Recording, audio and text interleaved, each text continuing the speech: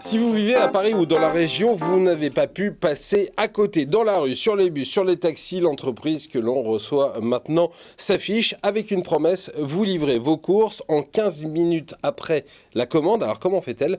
Quel est le modèle? On vous dit tout maintenant dans Demain Entreprendre. Et je suis avec Henri Capoul, le cofondateur de Cajoo. Bonjour. Bonjour. Le concept de Cajoo, il est simple sur le papier. Je me connecte, je fais mes courses, je passe ma commande, je suis livré 15 minutes après. Ça, c'est hyper simple sur le papier, mais j'imagine que la machine qui est derrière, elle est beaucoup moins simple. Comment vous êtes organisé pour réussir à tenir cette promesse?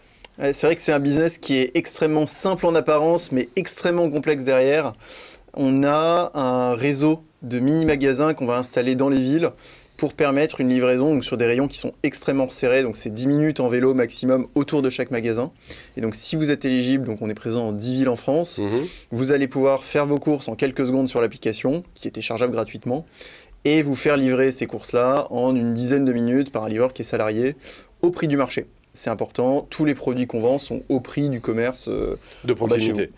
Ça veut dire que vous n'avez pas choisi de travailler avec des partenaires locaux, vous avez vraiment décidé d'implanter des magasins qui sont du coup, comme il y a des dark kitchens aujourd'hui, des cuisines qui ne travaillent que pour la livraison à domicile, vous êtes quoi, des dark shops?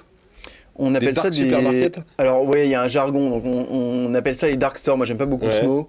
En tout cas, c'est des magasins qui n'acceptent pas de public. C'est ça. Donc, c'est vraiment comme un magasin, sauf qu'on n'a pas de clients, donc on a des rayons qui sont plus resserrés, et ça nous permet aussi d'optimiser cet espace-là pour proposer 2000, 3000 références en fonction de l'espace disponible. Alors justement, 2-3 000 références, ça correspond à quoi pour qu'on ait une idée? Ça correspond à l'épicier du coin, à un petit supermarché de quartier? Ça correspond à un petit supermarché de quartier. Du choix qu'on peut trouver. Ouais, vous allez trouver...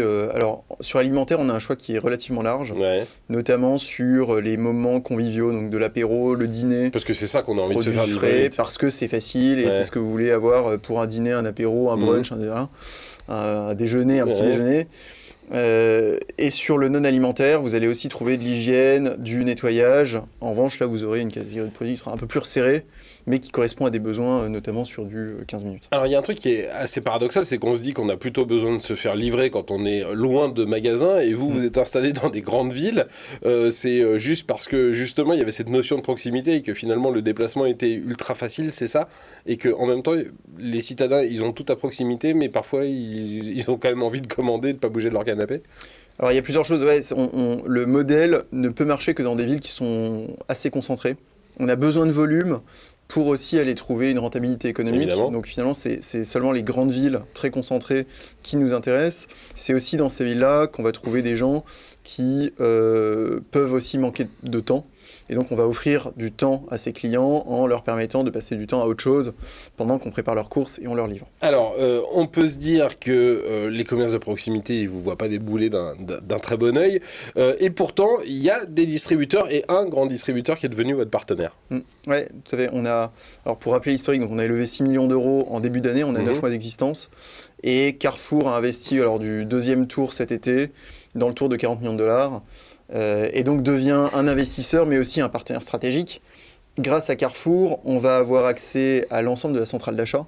Donc on a beaucoup plus de choix, à des prix très avantageux. Et on a une logistique qui est simplifiée. Aujourd'hui, Carrefour va aussi nous aider à pouvoir nous approvisionner dans les différentes villes en France. Et donc c'est un super atout pour nous sur ce marché-là qui est... Jeune entrepreneur, vous avez quel âge? J'ai 29 ans. Ok, 29 ans, vous avez levé 40 millions de dollars et vous avez Carrefour qui a investi et vous dites ça tranquillement, vous. Tout va bien.